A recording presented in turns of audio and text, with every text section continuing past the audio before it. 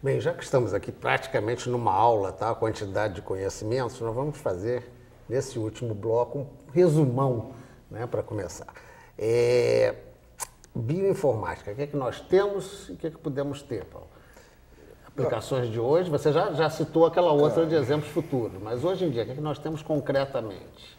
Então, hoje em dia, o que se consegue fazer com a bioinformática é extrair uma enorme dados de informações das sequências genéticas que já se conhecem. Se consegue fazer correlações entre experiências que são feitas nos mais diferentes laboratórios do mundo e, com isso, realmente começar a decifrar ou a conseguir ler realmente o que é esse livro onde estão escritos a nossa vida, né, que é o DNA. Então, realmente, nós conseguimos saber já as sentenças que estão escritas nesse livro. E isso, em si só, já é um grande desafio. Acho que o Brasil também está bem posicionado nessa área. Vários grupos em São Paulo, no Rio de Janeiro, em outras partes do Brasil, têm se dedicado à área de bioinformática. Nós precisamos de pessoas trabalhando nessa área, é uma área atrativa, é uma nova demanda que se precisa. E as pessoas, em geral, com esse perfil, né, que tem uma formação boa da parte de informática, mas que também gostem, se interessem pelo estudo da biologia, ou vice-versa, né? E acho que nós estamos bem situados para enfrentar esse novo desafio no Brasil. Precisamos, claro, como todos os ramos da ciência, financiamento, etc., mas eu acho que existe um reconhecimento e os jovens podem apostar nesse reconhecimento. Bem, Cláudio, um aspecto aí que ressalta é que já existe uma série de empresas particulares que estão trafegando nessa área, né? Vocês têm conhecimento disso? Ou seja, nós estamos tendo avanços, por exemplo, em fármacos. O que é que você apontaria como os grandes avanços da área de bioinformática? Eu acredito que até a própria noção de bioinformática vai se expandir, né? Que, do mesmo jeito que no momento ela ainda está um pouco restrita a esse nível ainda molecular e celular, ainda estamos no genoma para da proteína, o fármaco, dessa relação, mas a tendência é que se expanda, né, para esse bio representar a vida mesmo, não só esse aspecto, essa parte da vida, mas a vida como um todo, né? E nesse sentido eu vejo a computação e a bioinformática tendo um papel fundamental, não só na questão dos fármacos, na geração de novos fármacos, e que está sendo feito mesmo por várias empresas e na própria fundação, como também na parte de gerenciamento disso, né? De novo, no aspecto populacional, pensando em como usar isso, né? Em como utilizar da melhor maneira possível esses recursos que nós temos. Então, esse é um caminho importante que está sendo seguido, que o próprio governo, nas suas várias instâncias, está levando em consideração isso e demandando cada vez mais de nós um conhecimento e uma aplicação de métodos computacionais. Hoje, a gente já poderia dizer que esses métodos experimentais por computador vão, em quanto tempo você acha, substituir aquela coisa tradicional? Principalmente por causa dessa coisa de Fiocruz, a gente lembra logo o ratinho, o bichinho, a experiência propriamente dita, ela tende a desaparecer em breve tempo com os modelos? Ela não pode desaparecer, porque os modelos são simulações ou representações do mundo vivo, né? Então, na medida em que a gente consegue extrair certos conceitos do mundo vivo, nós podemos vir a usá-los no computador. Mas a vida, ela é complexa, né? Então, nós nunca conseguiremos reproduzir a vida dentro do computador. Se nós reproduzíssemos cada elemento da vida dentro do computador, você teria a reprodução da própria vida. Não teria sentido isso, né? A ideia do computador é sintetizar aspectos da vida. Então, nesse processo, nós temos que estar sempre voltando, porque a vida também não para.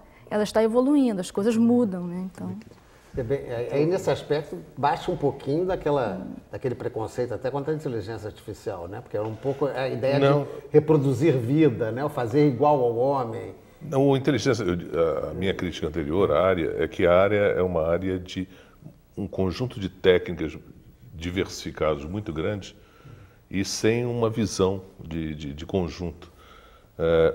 O que fazia parte da inteligência artificial, o nome ficou um pouco desgastado no passado, hoje assume outros nomes. Quer dizer, inclusive as revistas científicas chamam de vida artificial.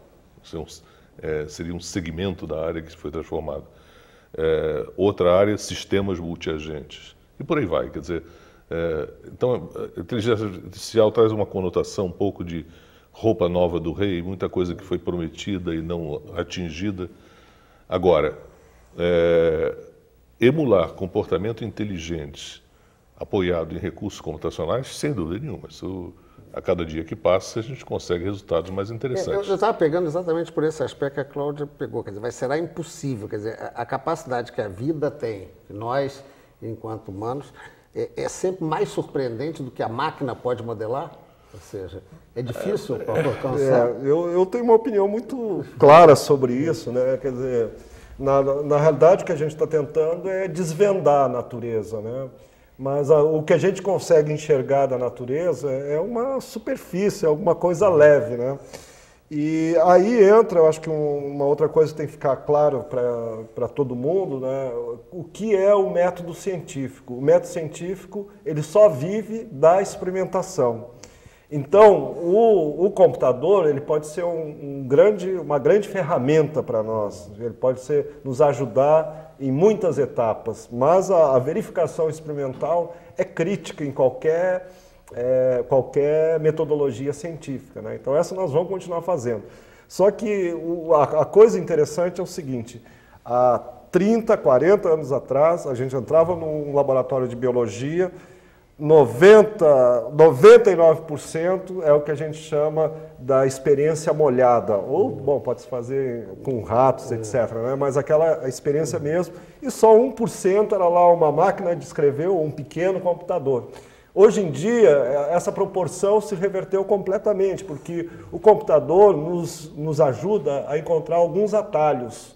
Então, hoje em dia, exatamente, ou no laboratório do futuro, nós vamos ter uma salinha de experimentação e o resto do laboratório vão ser computadores. Então, é essa proporção que vai mudar, que está mudando. Eu não estava tão honrado em ficar preocupado com a restrição da pesquisa nos ratos. Ela vai ter que existir sempre, porque é imponderável. É imponderável, porque a natureza... cada vez que a gente cava um pouquinho mais o buraquinho para descobrir uma coisa, então ela é sempre surpreendente. A vida é muito mais rica. Assim, Aliás, quando eu estava falando antes de vida artificial, não se trata de reproduzir artificialmente a vida humana. Trata-se de criar um outro tipo de vida, talvez os humanoides, com os quais o ser humano vai conviver cada vez mais. E eles terão níveis diferentes, sem serem humanos, terão níveis diferentes de inteligência. E podem até vir a ter papéis interessantes no nosso dia a dia. Mas não exatamente como o Odisseia 2001, o computador não vai tomar conta da gente agora. Não toma conta.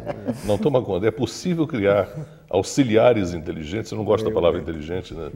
Mas que desempenhem papéis. Quer dizer, há diversos laboratórios trabalhando com nanotecnologia, robótica e software avançado para fazer isso, em que funções, às vezes, nem tão repetitivas assim, até que envolvem um certo tipo de complexidade lógica, possa ser feita por uma forma de vida com que a gente venha conduzir.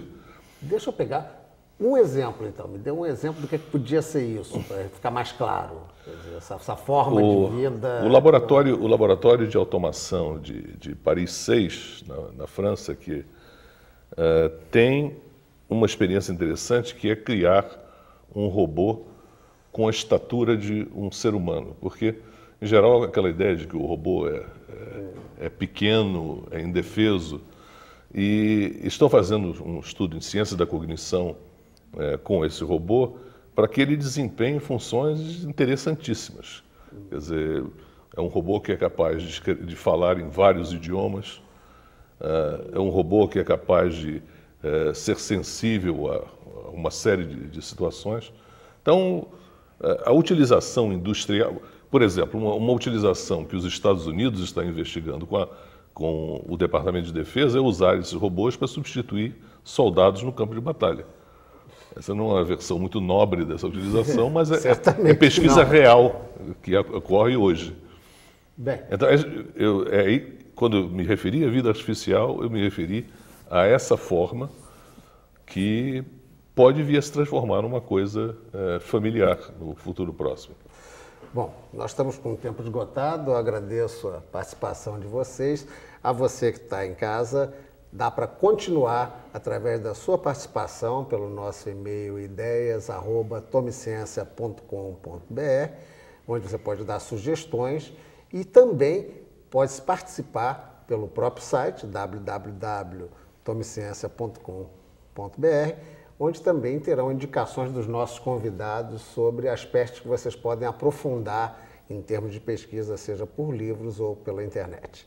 Agradeço a atenção de todos e até o nosso próximo encontro.